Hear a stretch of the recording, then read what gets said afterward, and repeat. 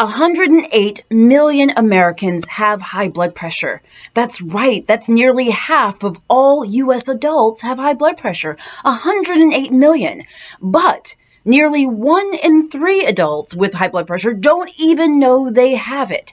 Can you believe it? I mean, it's kind of surprising if you think about it. And I've got more surprising facts about high blood pressure for you. That is just the first, guys. I am Dr. Jen Caudle, practicing family physician, on-air health expert, and video creator. Let's just move on to the second. Most people with high blood pressure don't even know they have it. Why? Well, one of the reasons is because you're not likely to experience any symptoms. That's right. High blood pressure is often called the silent killer because it often is silent. I rarely have a patient with high blood pressure that actually feels symptoms from it. So don't expect to know you have high blood pressure by any symptoms. Number 3 is that young people are not exempt here. That is right. Young people, and not only can young people have high blood pressure, young people often have high blood pressure as well. In fact, 1 in 4 young people aged 20 to 44 have high blood pressure. Guys, this is another reason to make sure you're going to your doctor regularly so you can get your blood pressure checked. You can get your blood sugar checked, all of these things, because young people have it too. And remember that untreated high blood pressure is a leading cause of stroke, among so many other things. All right, let's move on to number 4. This is according to the CDC. I think this is very interesting and very important. High blood pressure has been linked to a higher risk of dementia. That's right. Having high, rather uncontrolled blood pressure between the ages of 44 to 66, roughly, is equated with a higher risk of dementia later on in life.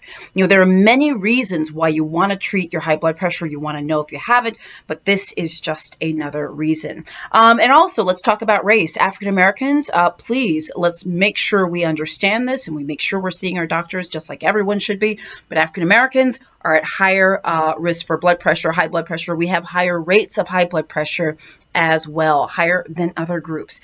Now, for the last 2 surprising facts, I think this is really important. Let's talk about risk factors for blood pressure, some which you might be surprised to hear, and some things that can cause high blood pressure that also might be surprising as well. So let's talk about risk factors for high blood pressure.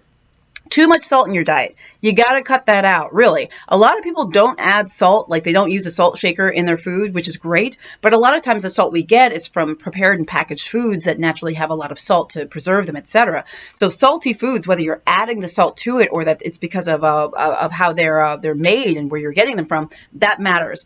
Also, risk factors include obesity. This is why we say it's important to keep a healthy weight. Not exercising. Exercise in and of itself helps lower blood pressure.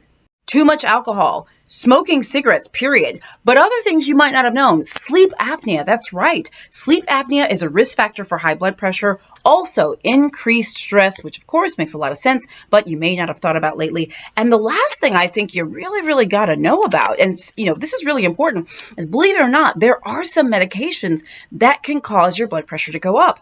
There are many cough and cold medications, ones with either pseudoephedrine or phenylephrine, as an example, can make your blood pressure go up. So before you take a cough and cold medication, you need to be running it by your doctor and you need to be reading labels. That's very important. Also, keep in mind that sometimes pain medications like non-steroidal anti-inflammatory drugs, NSAIDs can increase your blood pressure. That's things like ibuprofen. Believe it or not, that is the case. So guys, make sure you're talking to your doctor about your medications, you're seeing your doctor, getting your blood pressure checked, and you're working on the risk factors that we can modify to lower our risk. I hope this is helpful. Let me know if you have high blood pressure, if you're getting treated for high blood pressure, what you're doing to manage your high blood pressure below. Sometimes your tips might just help someone else. Guys, I'm Dr. Jen Caudle. If you've not subscribed to my channel and clicked the little bell, I invite you to do so. I'll see you soon.